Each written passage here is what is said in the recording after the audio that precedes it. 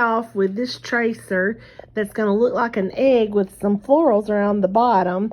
And I'm going to do a background in this sand gray and khaki tan. Use my spritz bottle to dampen the surface just a little bit. And then I'll dump some paint directly on the surface to get started. The water just helps get everything moving a little bit easier. So we'll finish covering that, and then we're gonna do a leopard print pattern freehand in the other shade that I picked. Didn't go all the way to the bottom because our florals are gonna cover that. They're also gonna cover some of the edges. So we're just not worried about getting all the way to the edge, even though I kind of did right here. You'll also see I have some rough places where I cut this with the jigsaw. I think next time I'll use the laser cutter so I don't have to worry about that. Now I'm just going to take this khaki tan and start at the center and make some leopard print with this mid-size round brush. I'm kind of out of practice with doing leopard print, but I'm kind of out of practice with doing, with operating the jigsaw too. So we're just not going to let these little things stop us. We're just going to forge on ahead. So we're just going to tap that on and then we'll highlight.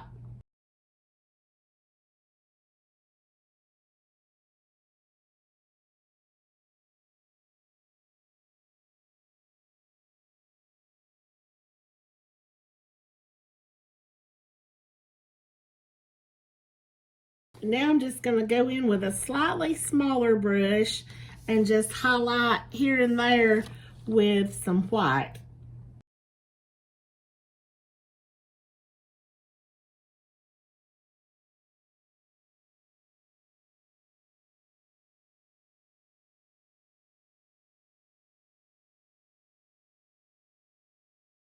So these are just basically loose C's or U's. The main thing is just to not get them too uniform. And some of the paint was not completely dry with the khaki before I went in with the white. So that also gave it a little bit of variation in color, which I'm kind of liking. If you want to dry yours completely so that it doesn't blend in together, that is perfectly okay too. So now I'm just going to dry this just a little bit, and then we'll start on our florals and our border. As an optional step, I've just gone in and penciled in my border and kind of a little bit about where I want the flowers and everything to go, just to help me out with proportions. Next, I'm going to take some gray and just kind of prime where the flowers are going to go, because gray makes a really good primer to make pinks and reds pop. I had a slight change of plans. I ended up having to cover over a little bit of my leopard print with the sand gray, and I came all the way down to the bottom because I didn't want any bare places showing through between my florals. And also, gray is a great color. Even this sand gray color will be a good color to prime for pink. Grays make pinks and reds really pop. While that dries, I'm going to take this blue bonnet color and go around where I've outlined my border here. This is also a good time to paint your edges if you decide to. I almost never do when they're lasered edges. I don't always, even when they've been cut into a wood round with the router, but I made so many little boo-boos on here, like right there, for instance. I feel like it looks better if the edge is covered. Again, I'm kind of out of practice with my jigsaw. Next, I'm going to get the flowers started with this cactus flower and joyful pink. Start this with this big brush. It's a 1-inch flat brush, and I'm just going to dip one corner in the joyful pink and the other in the well, what was that called? Cactus flower. And this is just to give it some pretty streaks and make it look more like a flower.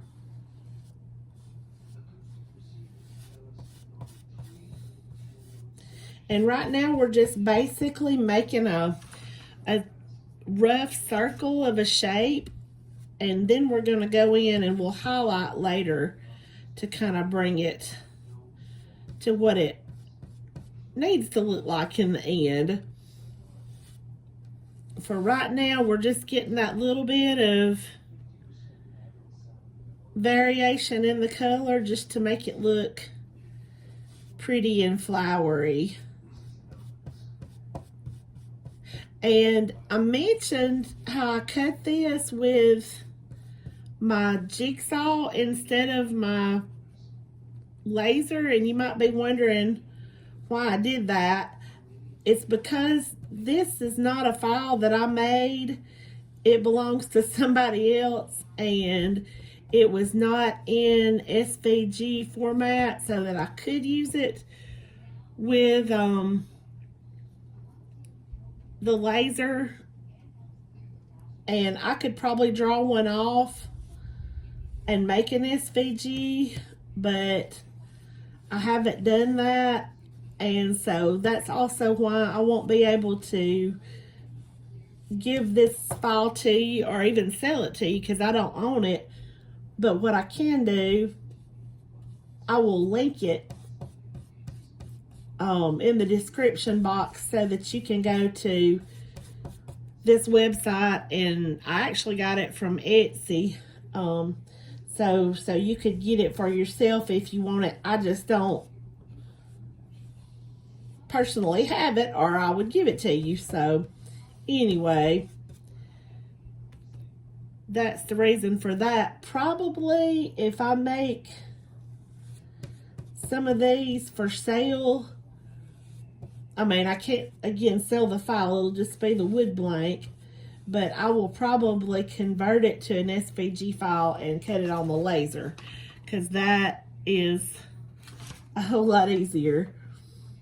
But if you have some experience with the jigsaw, then that is always an option too. I like cutting with a jigsaw. I just have not had a lot of practice lately, and this one had a lot of little curves, and it just kind of threw me off a little bit. So hopefully I'll get all the little imperfections covered with the paint. But it does have some messed up places here and there where I just didn't get it going right, but we're gonna make it work. It's gonna be all right.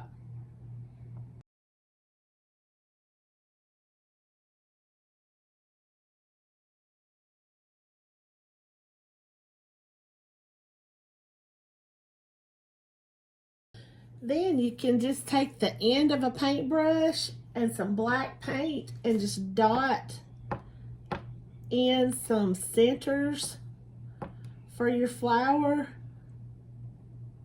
just to make it a little more interesting. You don't have to get crazy with this. Just a few little dots.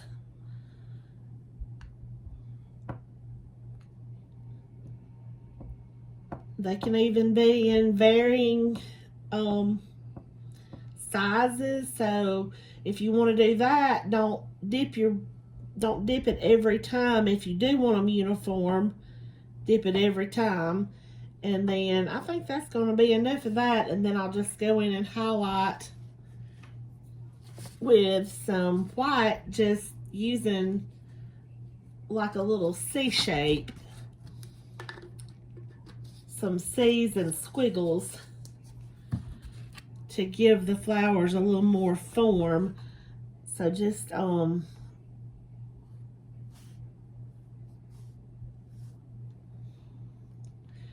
those are probably a little bit too close together, but just C's and squiggles.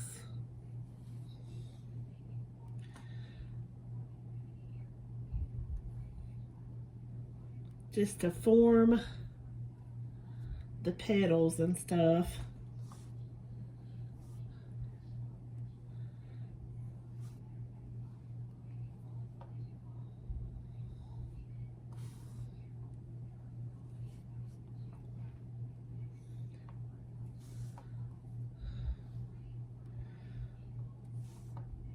And that also just kind of brightens that up a little bit. Now, where you've done the black, that's going to take a little longer to dry, so just make sure you don't get your hands in it. I'm terrible about getting my hand in my paint and messing up what I've already done. So, hopefully, yeah, don't be like me. I'm a little clumsy, klutzy, whatever. But this is just an easy way to get these looking pretty, and it kind of works in conjunction with where you dipped two different colors to kind of make the color two-toned. And then when you go in with these little highlights, it really just makes all that pop even more.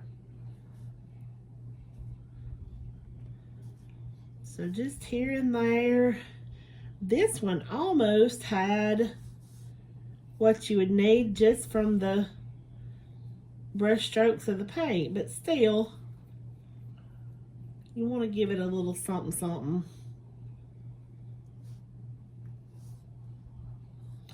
And I think that's about all that needs.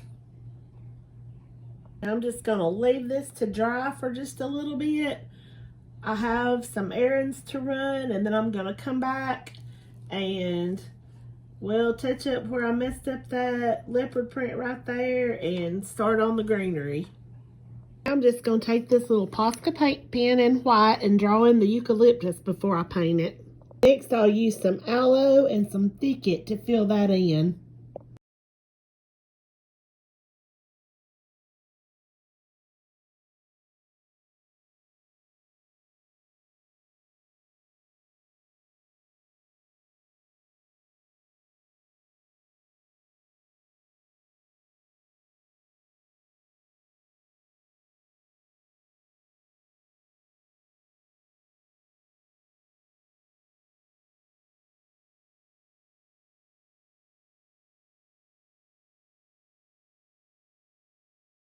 I went in with my white charcoal pencil that you can just get on Amazon and did my letters. Now I'm going to fill them in with black. I'm just not that great at lettering, so I had to have something to go by.